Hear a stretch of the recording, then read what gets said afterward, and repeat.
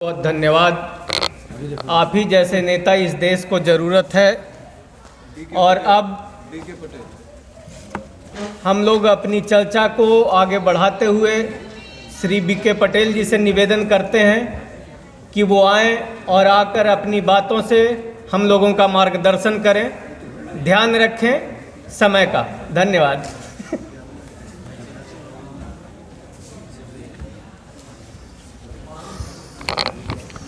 सम्मानित मंच, बहुसंख्यक समाज और उनके न्याय, ये बात आज से 30 साल पहले मानवर काशीराम साहब ने इस देश को जगाने में और बहुजन समाज पार्टी को एकजुट करने में अपनी ताउम्र लगा दी। साथियों, मैं पटेल समाज से हूं और एक समय था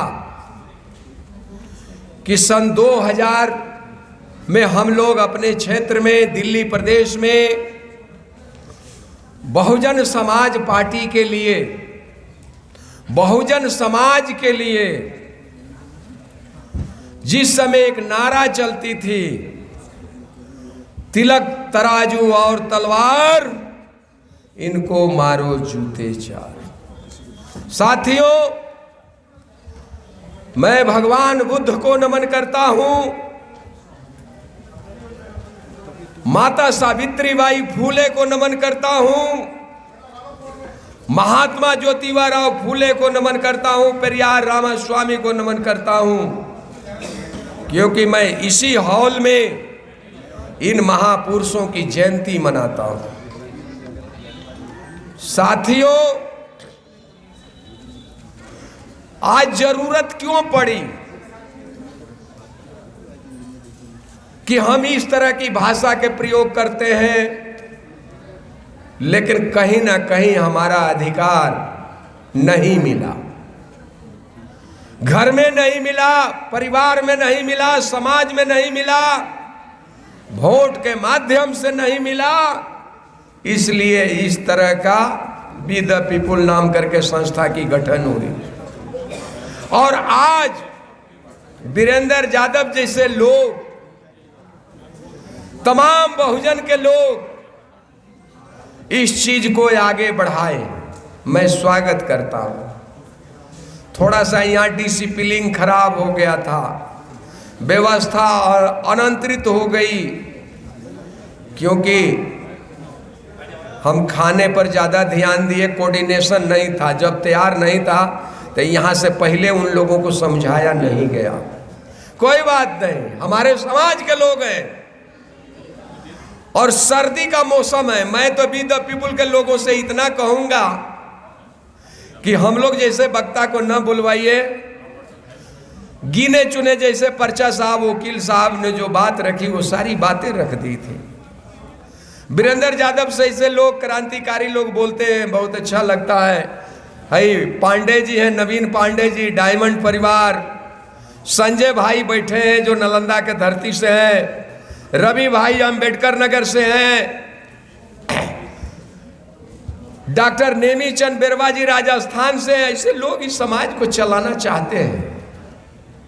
देखिए, मैं तो राजनीतिक छोड़ दिया, क्योंकि हम लोग बहुजन में थे तो बड़ी केडर बोलते थे कि राजनीति की 4 शक्तियां, तन बल, धन बल, बाहुबल और मनोबल।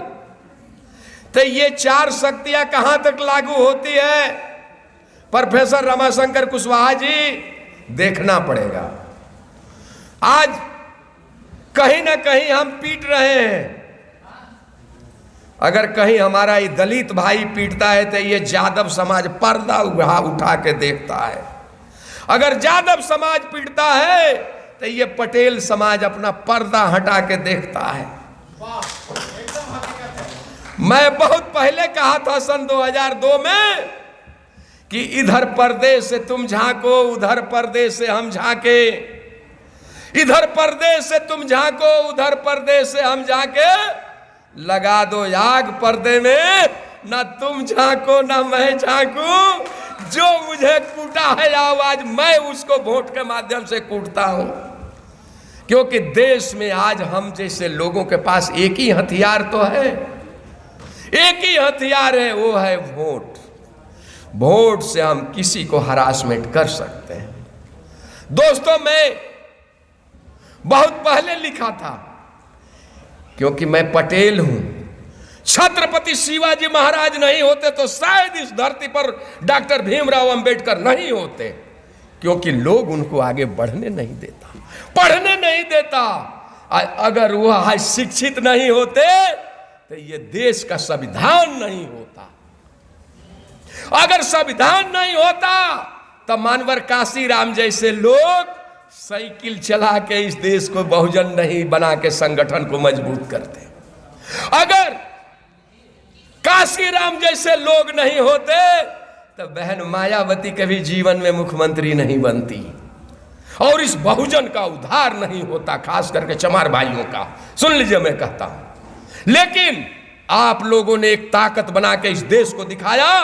वो ताकत ना तो पटेलों में है ना जादवों में है, क्योंकि अभी अभी दिल्ली विश्वविद्यालय में एक प्रोफेसर, क्या नाम था, रेनू की क्या, रीतू के लिए जिस तरीका से लोगों ने खड़ा हुआ, हमारा भवन तो ही भरता नहीं है, कुर्सी भरता ही नहीं है। तो इसलिए दोस्तों, जब मैं बोलता हूं, मैं 2 चुनाव लड़ चुका हूं। क्यों हारे? क्योंकि हमारे ही लोग उन लोगों के झोला ढोते हैं। ये भगवान राम क्या इस धरती पर नहीं थे? आ जाए हैं। ये कौन कांवर लेके और कौन जयकारा लगाता है? ये सब SC ST OBC के लोग हैं, क्योंकि सबसे बड़का भूत इन्हीं लोगों के घर में रहता है और झाड़ फूक भी यही लोग सबसे ज्यादा करवाता है। ये भूत भगाना पड़ेगा, और ये भूत भगाना पड़ेगा। सरदार जी, 2 तरह के सरदार हैं देश में, एक रमगढ़िया सरदार होते हैं और एक मजहबी सरदार होते हैं। लेकिन दोनों को मैंने देखा। आप लोग कहीं भी रास्ते में चलते हैं तो आपकी एक यूनाइट है, एक समीकरण है आप लोगों में, लेकिन हमारे लोगों में नहीं है। इसीलिए मैंने वो पर्दा वाली बात बोला। तो ज़्यादा कुछ ना कहते हुए, ढेर वक्ता लोग हैं और रोटी सब्जी का भी इंतजाम है, तो मैंने एक लिखा कि अंधेरे जहां पर मैं एक समा जला दूंगा, अंधेरे जहां पर मैं एक समा जला दूंगा, खुद बनकर उजाला अंधेरे को मिटा दूंगा। और दिल में सच्ची आरमा है तो इस देश में EVM हटा के बैलेट पेपर ला दूंगा।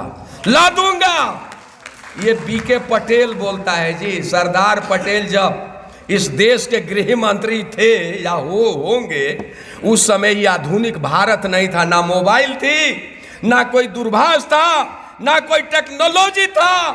वो कैसे उन्होंने 566 राजाओं को एकजुट किया होगा, कैसे उन लोगों से मिला होगा। दुर्भाग्य है हमारा कि 85 पर 15 राज कर रहा है। यही भसवत मैं आज कई सालों से सुनते आ रहा हूं। प्रोफेसर साहब, कब बदलेगा? तब बदलेगा तब कि 100 नहीं 5 लोग ही तैयार हो जाइए और इसको बदलने के लिए आज भी एकजुट हो जाइए, सब कुछ बदल देगा।